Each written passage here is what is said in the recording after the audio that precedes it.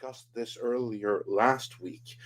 But Mr. Gore, we didn't get to discuss this with you. Have you any thoughts on this Cleopatra documentary? And just to address the previous comments here, the director of the series basically said that she had been with a fortune teller, and the fortune teller didn't tell her that you literally are Cleopatra, but your destinies are linked, and you're like the modern version of it. And she spoke at length about how important it was to her to rewrite history and reimagine Cleopatra for a new generation. And yeah, that's basically the gist of it. Who cares what we know about historical facts, which really aren't in dispute? They are debated because they debate them, and we're all to accept it. Based on the trailer that you saw and the comments from the director and the lead actors, how excited are you about Netflix Cleopatra, and what kind of reactions have you heard from your peers in the industry? I've heard no reactions from people in the industry. I think people are tired of the race swaps because they all come preloaded with an agenda. It's clearly some sort of bizarre psyop that the media is 100% behind. It is utterly ridiculous. And I think that if there's such a thing as Star Wars and Marvel fatigue, there is race swap fatigue. People are tired of it. I think it's disingenuous. It's there are so many other great actual history that we could tell some stories if they really want to tell some amazing Black stories. They don't need to just take other stories and swap the race. And to me, what's annoying about that is what you're doing is you're suppressing great stories from history about, whether they be Black Americans or other Africans or whatever. There's so many great stories, even like great fables. There is an actual fable. I think it was Tom, you pointed it out to me, that there is a fable of a Black mermaid, an African fable. Why can't we tell these authentic stories? Why are we only taking stories that we're familiar with and race swapping them? I think it's a joke. I think it's gotten to the point where, certain types of people used to dislike this. Now a lot of people dislike it. I would say that both sides of the spectrum despise this because they see how pandering it is. So they really need to stop. They really need to stop. There are so many great stories in history, if that's what you really wanted to do. And this moronic thing of, some grifting fortune teller telling some woman she's connected somehow to Cleopatra is stupid. Isn't that funny how that always is? It's never anybody you've never heard of before. Right. So it's Elvis, Abraham Lincoln. Yeah. Yeah. Sorry. You were a king in your past life. Correct. Give me a break. Most people were not. That's all that stuff is stupid. It's just a way to get more money. I just want to throw in, if that fortune teller ever said any such thing, I bet she says that line about Cleopatra to all her female clients. It's ridiculous. It's sort of like how whenever you read a horoscope, you're never an asshole. It's always like, right. You're always going to have good fortune, and yeah, you're a great person, and everything you do is awesome, and everyone else is a prick. I don't believe in that stuff. I find it's a crutch for people who just don't have a spine, or self-confidence, or among a whole lot of other characteristics. But yeah, no, I think it's stupid. I think it's funny it's blown up into a controversy, but I can't wait for the follow-up here. The memes have been great, like Elon Musk. The best one was a bunch of like brown bears, and it said Netflix presents polar bears. That one was great.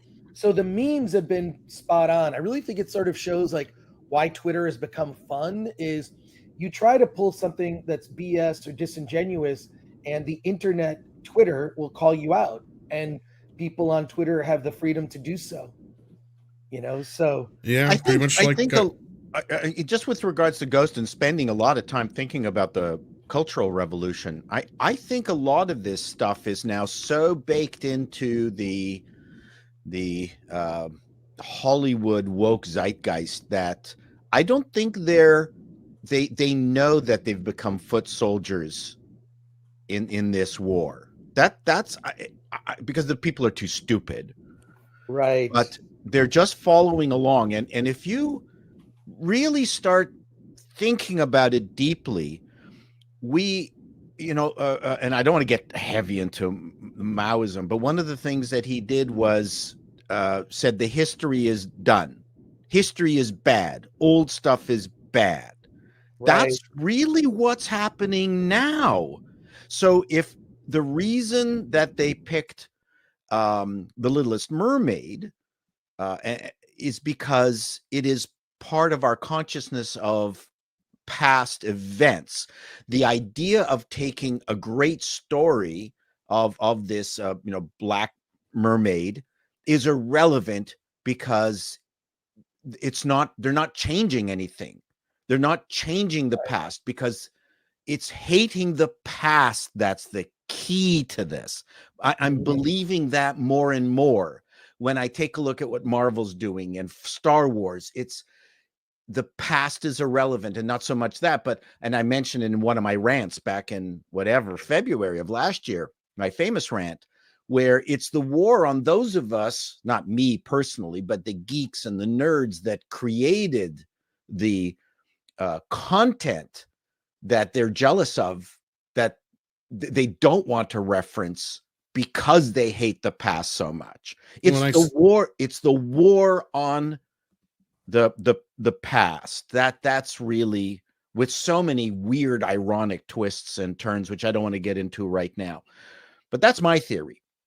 When you actually cover that kind of in your doc, Chris, which I think is done very well, like especially when you get to the Comic-Con bit in the end, just about how the corporations kind of took over nerd culture.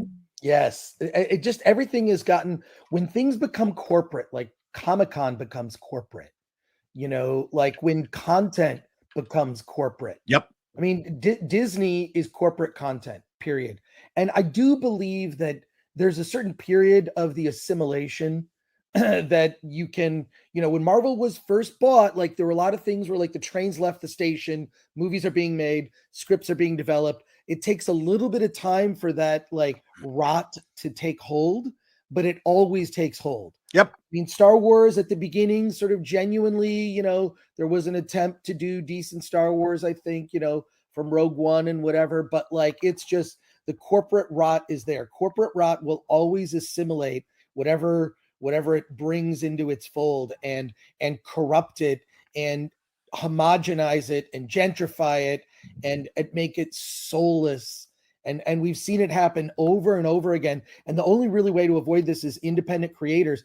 Ultimately, whatever you think of George Lucas, he was an independent creator from beginning to end. Even the toys were under his purview. Even the toys, approvals of characters, like little things that little details he put in, like episode 1. Does anyone remember the character of Aura Singh? She's in one shot. They made a 12-inch action figure of her, which was awesome. Do you remember Aura Singh? Anyone? No. The chat remembers. I don't. Hail to the chat. But like I've lost my credit. Lucas is, and you mentioned this last night, actually, Paul, on the other stream we're on with Valiant Renegade, talking about gear. Like Lucas is a total gear head. Gearhead, yep. He made a movie about it, American Graffiti. That was him. That was about him in his young days, right? Yep. Like cars. You got to be into that in a way. It's a definitely sort of like, like they even talk about it, starship porn, right? And it's just like those last 2 episodes of Picard. They're so fantastic, but yeah, no, you've got to be into that. If you're not into that, that's not your jam. You didn't grow up. You're not passionate about an inanimate object. You don't have a feeling about it. You can't make this stuff. You cannot make this stuff. You just and objects aren't magic, and which is why I totally hated the nano suit stuff. Right. Those are conveniences. That's magic. Yeah. Magic's boring. Yeah. Yeah. That it just showed that these, they wanted to dispense with that stuff. Paul, really. you have to believe in magic. Listen, Sailor Moon's transformation took like 3 minutes every single time. You had to sit through Sailor Moon's transformation, and then that was part of the enjoyment of the show. All I know is Sandy from Greece said I had to believe in magic. That's all I know. There you go. I used to help a magician. I know I know all his tricks. Or we are magic. I'm sorry, I got the lyrics. Why am I not surprised? Is there anything you haven't done? You know what you remind me of? Well, you remind me of like Dr. David Banner from the Incredible Hulk series that has to pick up a brand new profession for every new episode. As I point out, he's one of the world's worst scientists and doctors, but he's great at being a social worker. Even the aid of a magician in one episode. That's right. He's really great at being a detective, a social worker, anything but a doctor and a scientist, usually. I helped a friend invent live music accompaniment to being a DJ. So that was something that I believe we did first ever, where he played synthesizers, Moog synthesizers and keyboards along with the music, and this would be 1970s. Moog's rock. That was fun. Yeah, so I am a man of many talents and small bank account. Well, and speaking of going back to the main topic, or at least not main topic, the topic of the super chat, the whole Cleopatra thing. Like I said on Twitter, it's pretty sad when we live in a world where Cocaine Bear is more accurate than the Cleopatra documentary. But